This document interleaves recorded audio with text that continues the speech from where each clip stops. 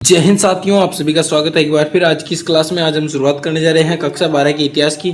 जो हमारा पाठ चल रहा है दोस्तों, बहुत ही अच्छी तरीके से इसको आगे बढ़ाएंगे। तो आज हम बात करेंगे और इसको बहुत ही अच्छी तरीके से बढ़ाने वाले हैं। तो महाजनपद किसे कहते हैं, इसके बारे में चर्चा करते हैं। और अभी तक आपने पहले की क्लास नहीं देखी तो उस पर आप प्लेलिस्ट पर जाकर देखिए, आपको वहाँ पर क्लासें मिल जाएगी। तो आज से हम शुरुआत करने जा रहे हैं नई क्लास के बारे में। तो देखिए दोस्तों, राजा किसान और नगर के बारे में हम चर्चा कर रहे थे। तो आज हम बात करेंगे महाजनपद के बारे में। हमने जनपद के बारे में बात करी थी कि दोस्तों जन और पद, यानी दोस्तों जनता वहाँ पर आना और रहने लग गई। यानी कि दोस्तों जो जनता वहाँ पर रहने लग गई तो वो बस्तियाँ वहाँ जनपद हो गई, और दोस्तों विस्तार से हुआ तो वो महाजनपद हो गया। किस तरह से उसके बारे में चर्चा करते हैं। तो देखिए दोस्तों, लगभग 2500 ईस्वी जो वर्ष पूर्व कई जनपद अधिक महत्वपूर्ण हो गए थे, इन्हें महाजनपद कहा जाने लगा था। यानी कि कोई जो जनपद थे तो बहुत ही विस्तार करने लग गए, तो उन्हें और तो जो अत्यधिक महत्वपूर्ण थे उन्हें महाजनपद कहा जाने लगा। तो और देखते हैं दोस्तों कि उसको क्यों कहते थे। आरंभिक ग्रंथों में महाजनपद का नाम से 16 राज्यों का उल्लेख मिलता है। यानी कि दोस्तों आरंभिक ग्रंथों में महाजनपद के नाम से 16 राज्यों का हमें उल्लेख मिलता है। 16 महाजनपदों का उल्लेख बौद्ध, जैन धार्मिक ग्रंथों में भी मिलता है। यानी दोस्तों 16 जो जनपद थे उनका उल्लेख बौद्ध धर्म, जैन धर्म और ये दोनों के धार्मिक ग्रंथों में भी हमारे को देखने को मिलता है। वो कौन कौन से है दोस्तों? मगध, गांधार, वज्जी, कौशल, कुरु, पांचाल, अवंती। ये दोस्तों बहुत ही इंपॉर्टेंट जो कि दोस्तों यहाँ पर नाम है जनपदों के, तो इनको आप अच्छी तरीके से याद रखना। मगध जो कि दोस्तों बहुत ही बड़ा महाजनपद था और बहुत ही शक्तिशाली, इसके बारे में हम चर्चा करेंगे। गांधार, वज्जी, कौशल, कुरु, पांचाल, अवंती, इन सभी के बारे में बहुत ही अच्छे तरीके से चर्चा करने वाले हैं ये दोस्तों महाजनपद। इसके बारे में आप दोस्तों एक बार इस मैप से देख सकते हो कि किस तरह से जो ये 16 जनपद थे इनका विस्तार था। यहाँ पर आप अच्छी तरीके से इसका वर्णन देख सकते हो। यहाँ पर देख सकते हो दोस्तों अवंती, जिसकी दोस्तों उज्जैनी राजधानी। इसी तरह से दोस्तों यहाँ पर देख सकते हो वाराणसी, काशी, पांचाल, कुरु, मगध। इस तरह से वहाँ पर दोस्तों यहाँ पर महाजनपद का विस्तार फैला हुआ था। उसी तरह से देखिए दोस्तों, अधिकांश महाजनपद पर राजा का शासन होता था, लेकिन गण यानी दोस्तों गण और संघ के नाम से प्रसिद्ध राज्य के कई लोगों का समूह शासन करता था। यानी कि दोस्तों अधिकांश जो महाजनपद थे उन पर तो शासन जो दोस्तों राजा का था, लेकिन गण और संघ कहीं दोस्तों नाम से प्रसिद्ध राज्य में कई लोग समूह भी शासन करते थे। उसी तरह भगवान महावीर तथा भगवान बुद्ध इन्हीं गणों से संबंधित थे। गण का मतलब क्या होता है कि दोस्तों कोई सदस्य वाले समूह, यानी कोई सदस्य या फिर संघ, यानी कोई संगठन या सभा होगी, इसके बारे में। तो अधिकतर महाजनपदों की एक राजधानी होती थी।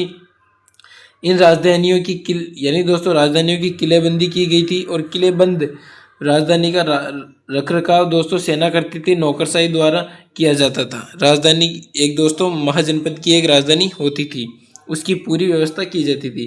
लगभग 6ठी शताब्दी ईस्वी पूर्व से संस्कृत में ब्राह्मणों ने धर्मशास्त्र नामक ग्रंथ की रचना कर दी थी। यानी कि दोस्तों जो 6ठी शताब्दी ईस्वी पूर्व की में दोस्तों संस्कृत में ब्राह्मणों ने धर्मशास्त्र नाम से ग्रंथों की रचना शुरू कर दी। यानी दोस्तों इनमें शासक सहित अन्य नियमों का निर्धारण किया। यानी शासक सहित अन्य नियमों का निर्धारण किया। जिस तरह से संविधान होता है उस तरह से इसका निर्माण किया गया। यह अपेक्षा की जाती थी कि शासक क्षत्रिय वर्ण से होना चाहिए। यानी दोस्तों इसमें यह अपेक्षा की जाती थी कि जो शासक होगा वो क्षत्रिय वर्ग से होगा, यानी उससे होने वाला है। शासकों का काम किसानों, व्यापारियों और शिल्पकारों से कर तथा भेंट वसूल कर माना जाता है। यानी कि दोस्तों शासक का काम होता था कि किसानों, व्यापार और शिल्पकारों से कर वसूल करना, भेंट वसूल करना, इनका यह प्रमुख कार्य होता था। उसी तरह से इस काल में संपत्ति जुटाने का एक वैध उपाय पड़ोसी राज्यों पर आक्रमण करके धन इकट्ठा करना भी माना जाता था। यानी कि दोस्तों अपनी जो साम्राज्यवादी नीति है उसका विस्तार करने के लिए, धन जुटाने के लिए जो हमारे पड़ोसी जो राज्य हैं उन पर आक्रमण करना, अटैक करना और उन पर अधिकार कर लेना, ये भी दोस्तों इनके काल में माना जाता था। वही देखिए दोस्तों, धीरे धीरे कुछ राज्यों ने अपनी स्थायी सेनाएं, जो दोस्तों स्थायी सेनाएं थी, और नौकरशाही तंत्र तैयार कर लिए। धीरे धीरे कुछ राज्यों ने अपनी स्थायी सेना बना ली, नौकरशाही तंत्र बना लिए। बाकी राज्य अब भी सहायता सेना यानी दोस्तों सहायक सेना पर निर्भर थे, जिन्हें कृषक वर्ग से नियुक्त किया जाता था। यानी कुछ जो सेना थी वो दोस्तों सहायक सेना थी, जिस पर दोस्तों निर्भर होना पड़ता था। जैसे किसान वर्ग से नियुक्त किया जाता था उन्हें। उसी तरह से देखिए दोस्तों क्या होता है कि 16 महाजनपदों में प्रथम मगध, यानी कि दोस्तों जो 16 महाजनपद है बड़े बड़े, उनमें सबसे प्रमुख था दोस्तों मगध। तो मगध के बारे में चर्चा करते हैं कि मगध किस तरह से इसका विस्तार था। मगध जो दोस्तों आप वर्तमान जो बिहार देख रहे हो, इसी यही दोस्तों पहले पहले दोस्तों मगध था। इसके बारे में आप मैप में अच्छी तरीके से देख सकते हो। जो पहले का जो बिहार था वही दोस्तों आज का मगध, यानी दोस्तों पहले का मगध है आज का बिहार। यहाँ पर देख सकते हो दोस्तों मगध 6ठी से 4ठी शताब्दी ईस्वी पूर्व में सबसे शक्तिशाली महाजनपद बन गया था। यानी कि दोस्तों 6ठी से 4ठी शताब्दी ईस्वी पूर्व मगध सबसे शक्तिशाली महाजनपद था। यहाँ पर देख सकते हो कि मगध के शक्तिशाली होने का कारण क्या है दोस्तों, ये बहुत ही इंपॉर्टेंट है एग्जाम की दृष्टि से। इसको अच्छी तरीके से याद रखो कि उपजाऊ भूमि थी जिससे अच्छी फसल होती थी, लोहे की खदान उपलब्ध थी, लोहे से औजार तथा हथियार बनाना आसान था। जंगलों में दोस्तों हाथी उपलब्ध थे, जो हाथी सेनाओं के लिए हाथियों में शामिल किया जाता, यानी सेना में हाथियों को शामिल किया जाता था। गंगा और इसकी उपनदियों से आने वाले जो रास्ते हैं दोस्तों आसान और सस्ता। मगध प्राकृतिक रूप से सुरक्षित था। इसको दोस्तों बहुत ही इंपॉर्टेंट याद रखना है कि मगध में शक्तिशाली होने के कारण क्या था। उसी तरह से देखिए दोस्तों मगध में योग्य तथा शक्तिशाली शासक थे। योग्य और शक्तिशाली शासक थे दोस्तों उसमें, इसलिए इसका विस्तार अद्वितीय हुआ। वो शासक कौन कौन से थे दोस्तों? बिंबिसार, अजातशत्रु, महापद्मनद। इन शासकों की 72 नीतियों के कारण मगध इतना समृद्ध हुआ, विकसित हुआ। प्रारंभ में राजगाह, यानी दोस्तों प्रारंभ में राजगाह मगध की राजधानी होती थी, परंतु 4ठी शताब्दी ईस्वी पूर्व इसकी राजधानी पाटलिपुत्र को बनाया गया, जिसका दोस्तों वर्तमान नाम पटना है। इसी तरह से देखिए दोस्तों मौर्य साम्राज्य का विस्तार किस तरह से हुआ। मौर्य साम्राज्य कब से कब तक चला? तो 321 से 185 बीसी यानी ईस्वी पूर्व तक मौर्य साम्राज्य रहा। यानी दोस्तों धनानंद को चंद्रगुप्त मौर्य द्वारा हराकर मौर्य साम्राज्य की नींव रख दी गई। यानी दोस्तों चंद्रगुप्त मौर्य बहुत ही इंपॉर्टेंट और सबसे शक्तिशाली शासक थे मौर्य साम्राज्य में। चंद्रगुप्त मौर्य के गुरुजी यानी दोस्तों गुरु चाणक्य ने चंद्रगुप्त मौर्य की सहायता की थी, यानी दोस्तों उसकी सहायता की थी चाणक्य ने। चाणक्य को विष्णुगुप्त तथा कौटिल्य भी कहा जाता है, यानी दोस्तों चाणक्य को विष्णुगुप्त या चाणक्य भी कहा जाता है। इन्होंने अर्थशास्त्र की नामक पुस्तक लिखी। मौर्य शासन पश्चिमोत्तर में अफगानिस्तान बलूचिस्तान तक फैला था, यानी दोस्तों पश्चिमोत्तर में अफगानिस्तान बलूचिस्तान तक मौर्य शासन फैला हुआ था। यहाँ पर आप देख सकते हो दोस्तों बहुत ही अच्छी तरीके से। यहाँ पर जैसे ये दोस्तों यहाँ पर मगध हो गया, अच्छी तरीके से देखिए दोस्तों यहाँ पर मगध हो गया, और इसी तरह दोस्तों पाकिस्तान, अफगानिस्तान, बलूचिस्तान, इस तरह से यहाँ पर इसका विस्तार था। किसका दोस्तों? मौर्य शासन का। मौर्य शासन के बारे में जानकारी के स्रोत कौन कौन से दोस्तों? एक है साहित्यिक स्रोत और एक है दोस्तों पुरातात्विक स्रोत, जो हमें ये जानकारी देते हैं कि मौर्य साम्राज्य का विस्तार किस तरह से था और कितना शक्तिशाली था और किस तरह से वहाँ पर कार्य करते थे। तो देखिए दोस्तों क्या है इसमें। फिर क्या होता है दोस्तों? ब्राह्मण ग्रंथ, यानी दोस्तों साहित्यिक स्रोत क्या है इसके बारे में चर्चा करते हैं कि साहित्यिक स्रोत कौन कौन से हैं। तो ब्राह्मण ग्रंथ, बौद्ध साहित्य में हमारे को जानकारी मिलती है, जैन साहित्य में मौर्य के बारे में जानकारी मिलती है। अर्थशास्त्र तो मिलनी है दोस्तों, क्योंकि चंद्रगुप्त मौर्य के जो गुरुजी थे दोस्तों चाणक्य, उन्हीं के द्वारा लिखी गई है। इंडिका पुराण में हमारे को देखने को मिलती है। मुद्रा राक्षस, इसमें भी हमारे को मौर्य शासन काल के बारे में जानकारी मिलती है। दोस्तों इनको अच्छी तरीके से याद रखना इंपॉर्टेंट है। ब्राह्मण ग्रंथ में हमारे को मौर्य की जानकारी मिलती है, बौद्ध साहित्य में, जैन साहित्य में, अर्थशास्त्र में इंडिका पुराण, मुद्रा राक्षस, इन सभी ये दोस्तों हमारे साहित्यिक स्रोत हैं मौर्य शासन को जानने के। उसी तरह से देखिए दोस्तों पुरातात्विक स्रोत, इन दोनों को इंपॉर्टेंट रखना है दोस्तों। निबंधात्मक क्वेश्चन में आपको बहुत ही अच्छे तरीके से हेल्प करेंगे।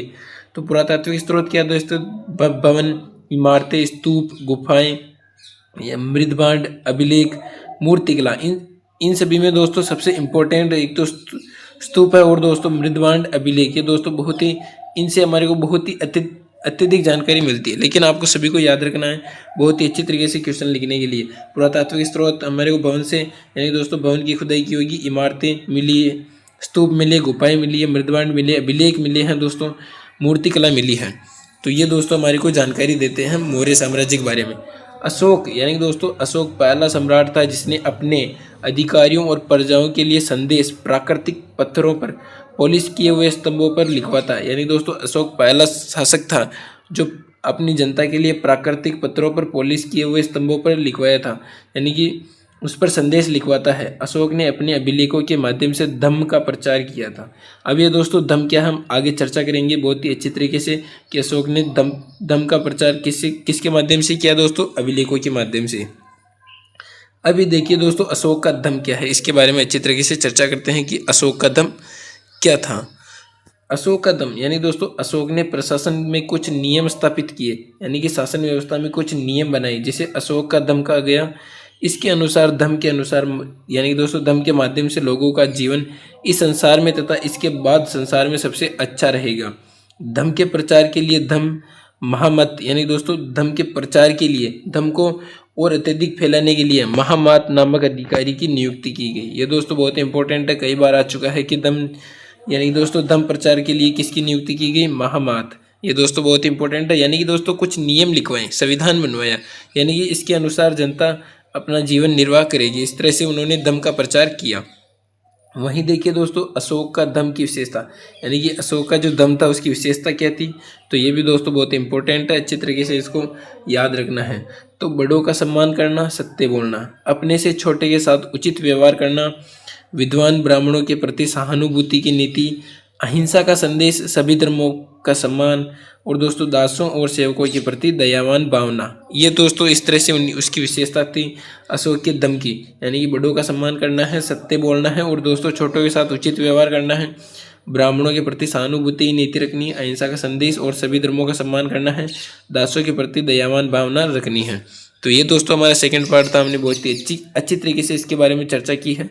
अगर आपको पहला पार्ट नहीं देखा तो उस पर जाकर देखिए। इसकी पीडीएफ आपको टेलीग्राम चैनल अपनी ज्ञान धारा पर मिल जाएगी। अगर आपको किसी प्रकार की समस्या तो इंस्टाग्राम पर मैसेज कर सकते हो, आपको बहुत ही अच्छी तरीके से समस्या का समाधान कर दिया जाएगा। तो तब तक के लिए मस्त रहिए, स्वस्थ रहिए, पढ़ते रहिए। धन्यवाद।